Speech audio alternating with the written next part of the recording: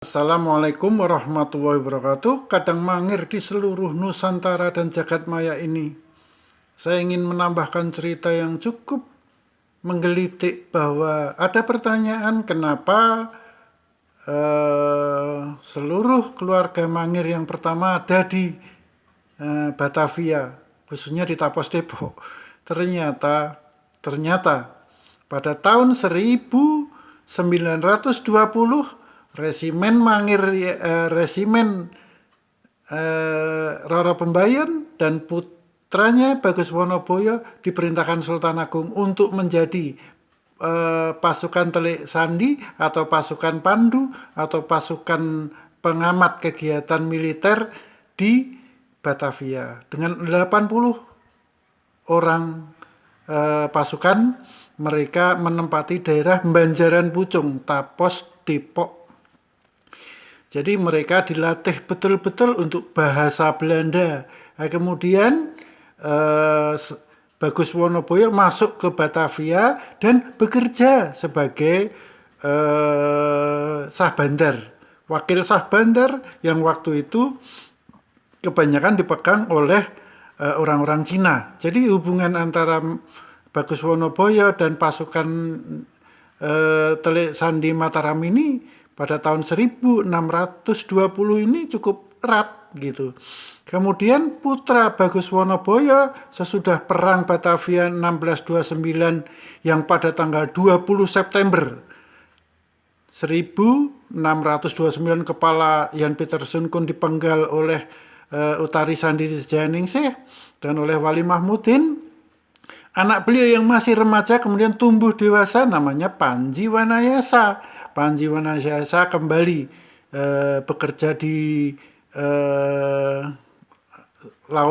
di Pelabuhan Sunda Kelapa. Maka tak heran mereka menguasai banyak bahasa. Raden Panji Wanayasa ini dimakamkan di pinggir kolam, di pinggir danau Setu Jati Jajar. Sampai sekarang makamnya masih ada di pinggir terminal Jati Jajar, Tapos, Depok. Kemudian putra beliau, putra Panji Wanayasa bernama Bagus Kemuning atau disebut dengan Li Suntek karena memang waktu kecilnya dia banyak ada di vihara. Jadi salah satu istri Panji Wanayasa adalah orang Cina. Kemudian saat dia dewasa, dia itu menjadi bendaharawan Keraton Banten. Dia mempunyai anak bernama Untung Suropati yang sejarahnya menjadi dikaburkan Belanda dari Bali. Nah, Li Suntek ini atau santri besot ini makamnya ada di Lewinanggung, Tapos, Depok.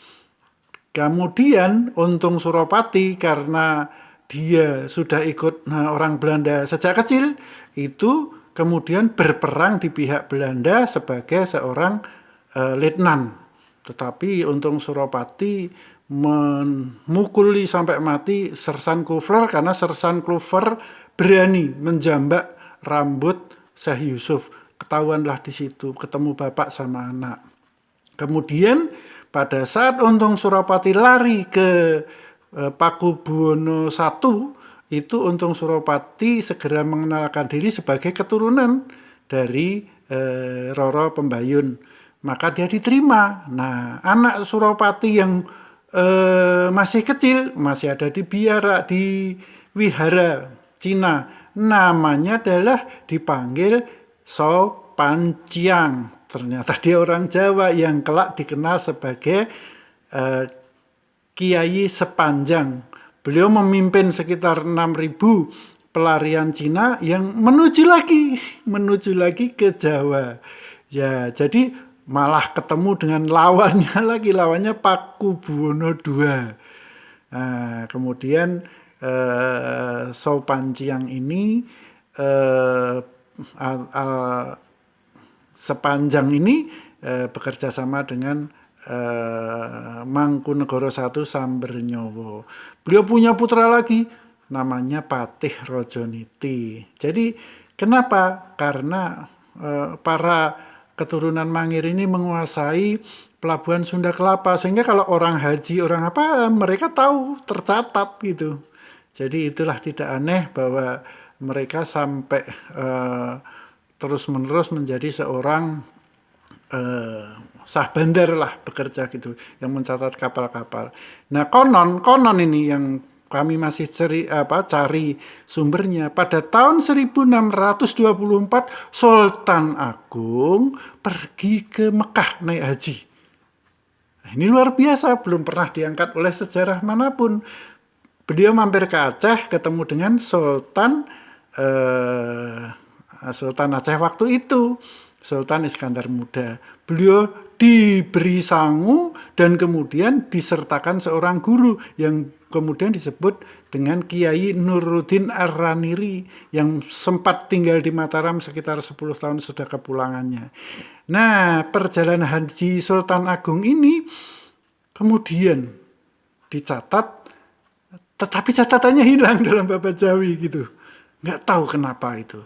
Nah, Sultan Agung dikawal oleh Ki Cindeamoh atau Bagus Wonoboyo, kemudian Ki Ageng Gribek atau Wasibakno Timur, kemudian oleh Ki Intel. Nah, Kintelan Yogyakarta itu berasal dari Ki Intel, salah satu pengawal Sultan Agung. Demikian ceritanya. Assalamualaikum warahmatullahi wabarakatuh.